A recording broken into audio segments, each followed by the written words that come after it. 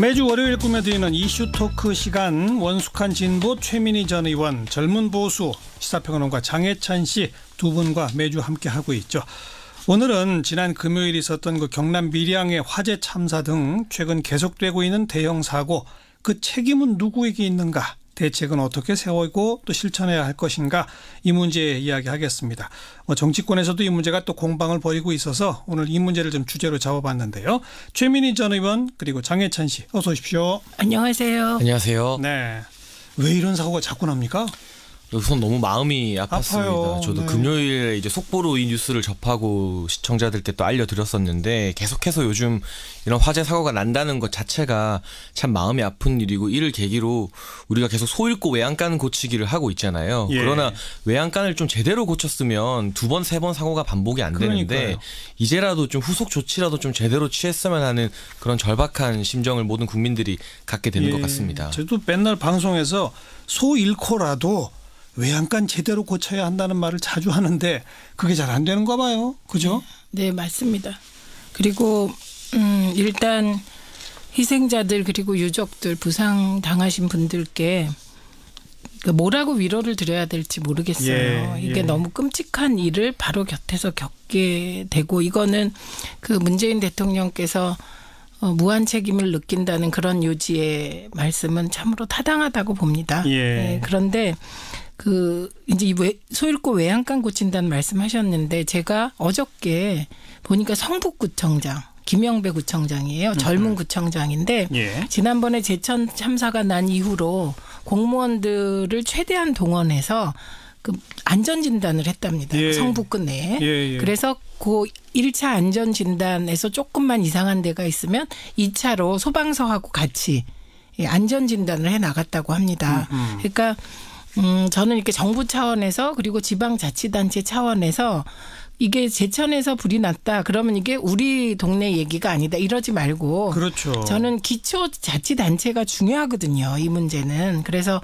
그 성북구청장의 예가 아주 좋은 예 같아서 지금이라도 당장 각 기초자치단체가 안전진단에 들어가야 되지 않을까, 이런 생각이 들고요. 그리고 이제 정부에서도 29만 뭐 시설에 대해서 다중이용시설, 공공시설에 대해서 이제 점수 점검한다는데 한다고 하잖아요. 근데 그거는 더 일찍 했어야 되는 거 아닌가요? 그렇죠. 네, 저는 그거는 더 일찍 했어야 된다는데 동의하고요. 그런데 그것만으로도 안 된다는 거죠. 쪼개서 기초자치단체가 자기 동네는 그렇죠. 단체장 중심으로 안전진단에 일제히 들어갔으면 좋겠습니다. 제가 이 부분 갑자기 생각나는 게 있는데, 부천시에 이제 민주당 김만수 시장이 있습니다. 제가 민주당 정치인 중에서 제일 좋아하는 분인데요. 이분이 이 화재 이후에 시 관할권 내 모든 요양병원과 노인병원에 대해서 긴급 점검 조사를 했다고 합니다.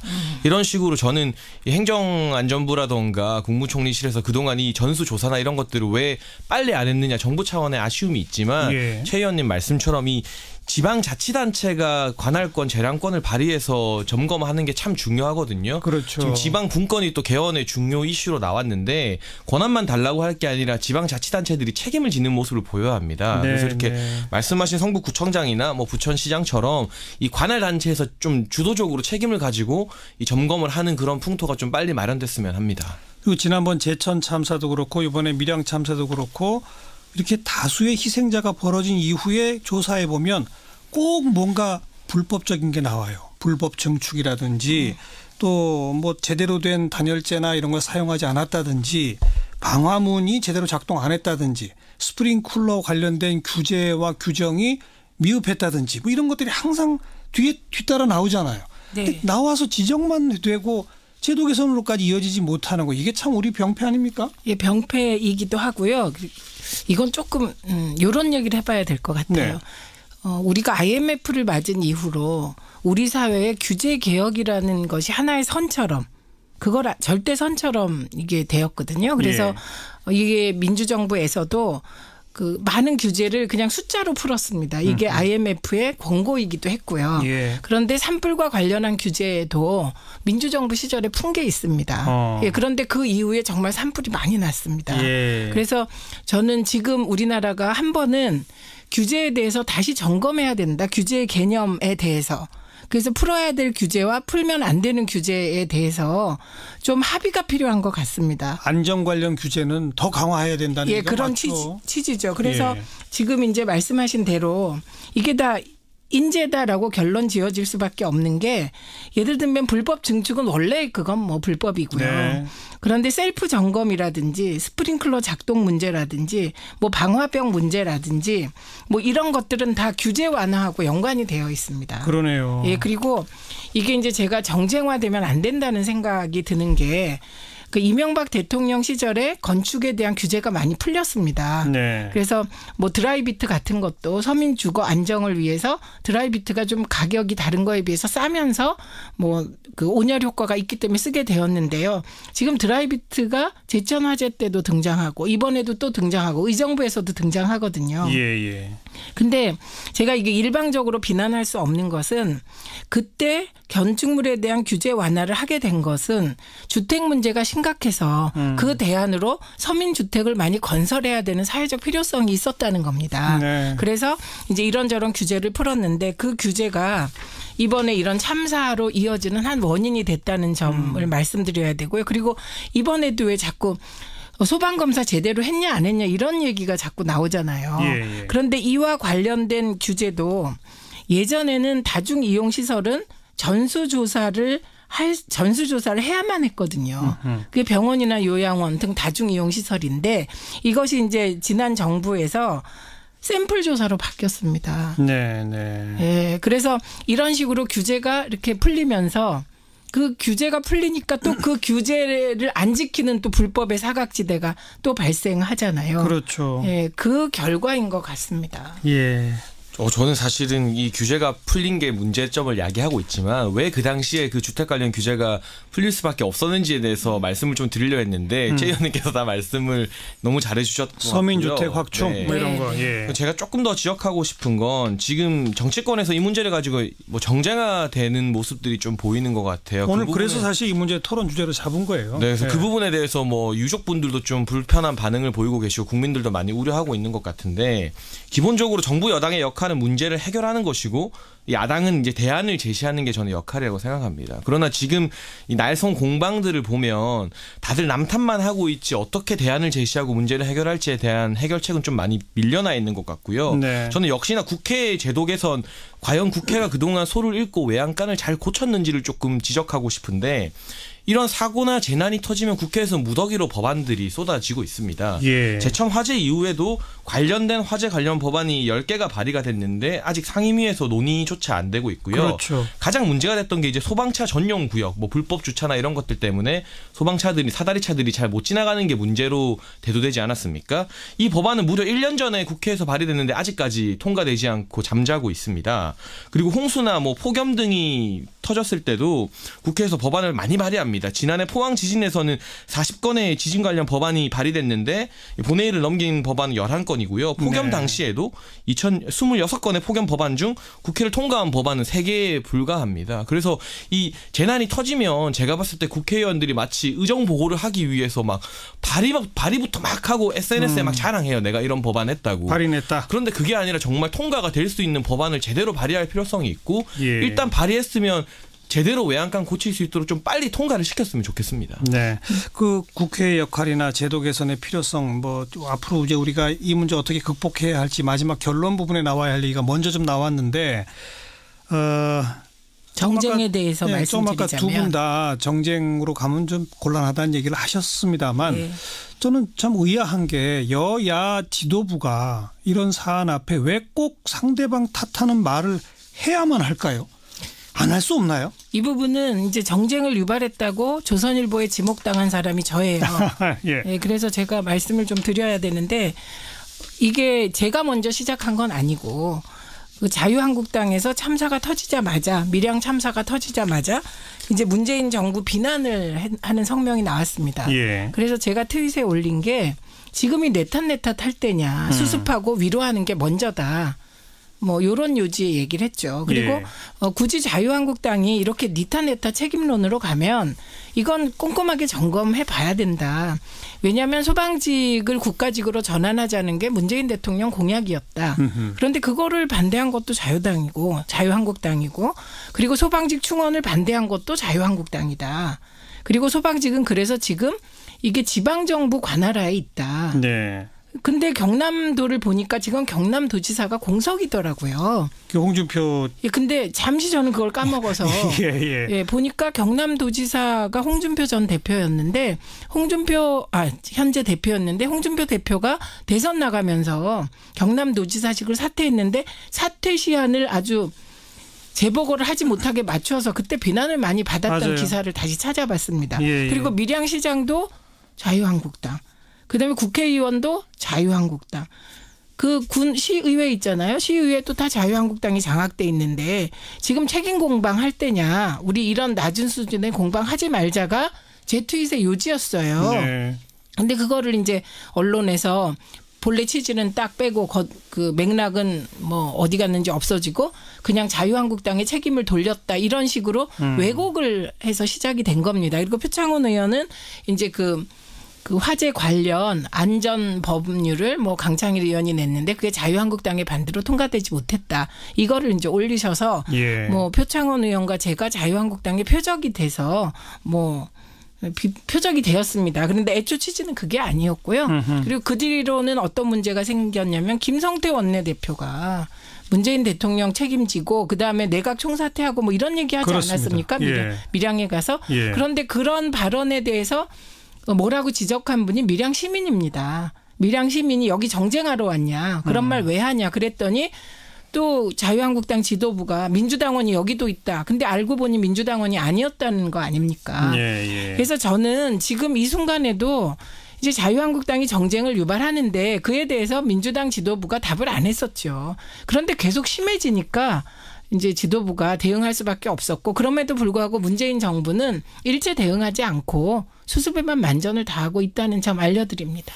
제가 이 부분 조금 네. 저의 의견도 밝히면요. 기본적으로 내 탓할 때가 아니라는 최민희 전 의원님 말씀에 저는 100% 동감합니다. 그러나 이런 국가적인 재난이 뭐 한 번이 아니라 좀 연달아 터지고 있는 상황에서 이 모든 걸 국가 탓으로 돌릴 수 없지만 어쨌든 야당의 역할은 정부를 비판하고 좀 책임 있는 자세 그리고 재발 방지에 대해서 엄정하게 비판을 할 수밖에 없는 게 또 야당의 의무이자 역할이고요. 그러나 예. 아쉬운 점은 뭐 지금 김성태 원내대표 같은 경우 내각 총사퇴까지 거론하고 있는데 제가 아까 말했던 야당의 가장 중요한 역할 대안 제시 부분에 대해서는 참 뾰족한 발언들이 안 나오고 있는 것 같아요. 그래서 비판이 의무이지만 비판과 동시에 대안을 제시해야 되는데 그 부분이 약한 게 지금 자유한국당의 비판이 어떤 국민적인 큰 공감을 못 얻는 이유인 것 같고요. 이 표창원 의원 같은 경우 뭐 2009년 민주당 강창일 의원이 발의한 이 소방법을 지금의 자유한국당이 통과시켜주지 않아서 마치 이 사고가 발생한 것처럼 말을 했는데 저는 이 부분은 사실 표 의원의 발언은 대단히 부적절했다고 보고요. 그 당시에 이제 강창일 의원이 국토위에서 발의한 법안 같은 경우 국토위 전문위원들과의 어떤 의견 수렴을 통해서 강창일 의원이 수정해서 발의를 합니다. 네. 그래서 그해 12월 8일에 이 법안이 통과가 되었어요. 아, 통과됐어요? 수정된 법안이긴 하지만요. 그리고 원래 법안 같은 경우도 소급 적용이 금지되어 있었기 때문에 2010년 이후 건축된 신규 건물에 대해서만 이 강창일 의원 법안이 적용되는 것이거든요. 이 세종병원 같은 경우는 92년도에 준공됐기 때문에 이 법안이 원안대로 통과가 되었다 하더라도 이 법안 강창일 의원의 법안과는 크게 상관이 없는 거예요. 근데 이걸 마치 이 법안을 통과 안 된 것처럼 그리고 네. 이 법안 때문에 이 세종병원 사태가 일어난 것처럼 분노를 옮겨가려는 것은 이건 좀 사실관계 파악부터가 문제가 네, 있네요. 현실적인 뭐 이 현실 정치인으로서 좀 대단히 부적절한 발언이 아니었나 그 부분은 저는 좀 아쉬운 점 지적하고 싶고요.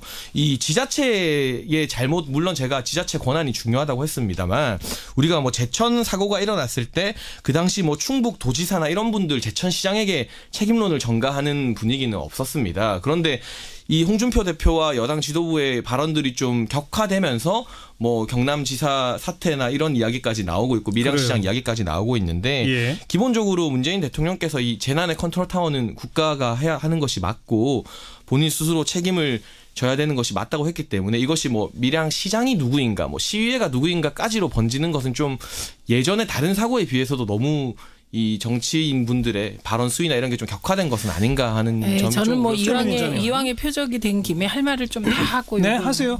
먹겠습니다. 그런 얘기가 왜 나왔냐면요. 기억나시죠? 성남시에서 아이돌 그룹의 공연이 있었어요. 근데 환풍구가 무너져서 사람들이 다치고 그런 사건이 있었습니다. 예. 그 사건이 일어났을 때 새누리당이 이재명 성남시장 물러나라고 총공세를 한 일이 있습니다. 그렇다면 그건 당시 대통령을 탓해야 되는데 그 새누리당이 그때는 이재명 시장을 견제하기 위해서 그랬는지 시장 탓을 했습니다. 그렇기 때문에 애초 이 논란은 그런 식으로 새누리당이 과거에는 이게 시장 탓하다가 갑자기 이렇게 사건이 터지면 대통령 탓하고 이런 태도를 정쟁의 과정에서 지적하게 된 것이었다. 네. 이제 그 말씀을 드리고요. 그다음에 이제 저는 이렇게 얘기를 풀기 시작하면 사실 지금 여야 모두 자유롭지 못할 거예요. 그렇죠. 그렇기 예. 때문에 지금은 비난을 하더라도 예를 들면 그 평창 평화올림픽을 평양올림픽이라고 비난해서 또 굉장히 갈등이 많이 생겼는데 그런 식으로 과도하게 정쟁을 하고 과도하게 정부를 비판하면 이렇게 당연히 참고 있다가 여당의 입장에서도 해도 너무하네? 이렇게 되는 거 아닐까 싶습니다. 그리고 표창원 의원의 경우는 아마도 장해찬 씨가 제가 앞에 있으니까 저는 조금 봐주는 것 같고 고맙습니다. 근데 그 예들 게 굉장히 많은데 왜 하필 그렇게 장해찬 씨가 지적할 만한 예를 드셨는지 잘 모르겠는데 그 취지는 맞습니다. 어쨌든 과거 법안 정부가 통과에 반대한 경우가 많다. 네, 지금 야당이. 제가 19대 때도 해보면 대체로 그 저희는 규제를 좀 하자는 쪽이어서 저도 규제 칠적인가 막 정경련에 의해서 지목당하고 그랬거든요. 예. 그리고 아무래도 이제 과거 새누리당은 규제 완화에 적극적인 것도 맞고요. 그리고 화재 관련하여서는 아까 제가 들었던 예 외에도 재해 영향 평가 제도를 없앤 것도 사실 이전 정부거든요. 그러니까 그 들 예가 많은데 예를 조금 잘못 드셔서 그렇게 지적을 받는데 표창원 의원의 취지도 잘못된 규제 완화가 계속 참사를 부르니 국회가 나서서 좀 필요한 규제는 하자. 네. 그냥 이런 취지인 것 같습니다. 저는 이 논의가 계속해서 또 소방법이나 건축법, 불법 증축 이런 쪽으로도 지금 많이 언론에서 주로 다루고 있잖아요. 정치권에서도. 그런데 저는 핵심을 따져보면 결국 비용의 문제고 사람 인력의 문제가 사실은 이 어떤 드라이비트나 이런 것보다 더 클 수도 있다고 생각하는데요. 예. 가장 최근에 화제가 됐던 요양병원 화재 같은 경우 역시 전남 장성에서 벌어졌던 화재였을 겁니다. 2014년에 20분 이상이 돌아가셨는데 그때 화재 사고 현장에 책임지던 인력이 간호조무사 1명밖에 없었다고 합니다. 그리고 이 세종병원 화재 같은 경우도요. 뭐 의사나 간호사 같은 경우는 30명 이상이지만 당시 이제 화재가 발생했을 때 약 9명 가량의 직원이 있었다고 하는데 사실 요양병원 같은 경우 거동이 대부분 불편하기 때문에 다른 어떤 의료시설이나 건물보다 대피가 더 힘듭니다. 그런데 이렇게 배정되는 인력들이 적은 점. 이 부분에 대해서는 우리가 인력을 늘리게 되면 결국 비용이 늘어나게 되고 국민들 세금이 더 늘어날 수밖에 없는 문제거든요. 그리고 이 소방직 국가직 전환이나 이 소방 공무원 확충하는 것도 이번 사건으로 인해서 제가 봤을 때 여론의 바람을 타게 될 것으로 보여지는데 그 역시 이제 세금과 비용의 문제를 떼놓고 생각할 수 없습니다. 따라서 우리가 이제 어엿한 선진국 반열에 들어서서 예전처럼 급하게 성장만 하기 위해서 모든 것을 압축했을 때 부작용을 해결하기 위해서는 평소에 우리가 돈을 좀 더 내고 쉽게 말해서 불편을 더 감수하더라도 이제는 이 비용을 내고 시스템을 좀 선진국들처럼 만들어가는 문제가 더 중요하지 않나. 어떻게 보면 뭐 이런 드라이 비트라던가 이런 것들은 좀 지역적인 문제일 수도 있다. 이런 생각이 드는 것 같아요. 방금 말씀하신 것처럼 이제 가장 큰 건 소방법, 건축법이라고 말할 수 있는 가장 기본이 되는 제도들이고 그다음 언급하신 요양병원의 이게 관리 인력이나 상주 인력이 얼마나 있어야 되느냐 등등 뿐만 아니라 스프링쿨러 의무 설치는 면적 기준으로만 돼 있다는 거 아니에요? 근데 병원 같으면 그 병원이 주로 지금 입원해 있는 환자가 어떤 상태에 있는지에 따라서 또 달라져야 할 거거든요. 그런 것들이 지금 전혀 반영이 안 돼 있다는 거죠. 세심하게 거기까지 가야 한다. 그런 말씀이신 거죠. 네, 맞고요. 제가 이제 19대 때 국회에 있다 보면 국회의원들이 표를 먹고 살잖아요. 그래서 이런 참사가 터지면 참사 관련법을 다 봅니다. 그런데 그게 굉장히 급하게 논의하고 급하게 발의를 하다 보니 더 디테일해져야 될 부분을 놓치는 점도 있습니다. 그래서 법과 제도와 관련해서는 정말 국회에서 이게 좀 깊이 고민하셔서 그렇죠. 빨리 제도를 만들어야 할 것 같고요. 저는 홍준표 대표님에 대해서는 이런 생각이 들었어요. 홍준표 대표께서 당신이 경남도지사를 할 때는 화재가 한 건도 없었다고 했잖아요.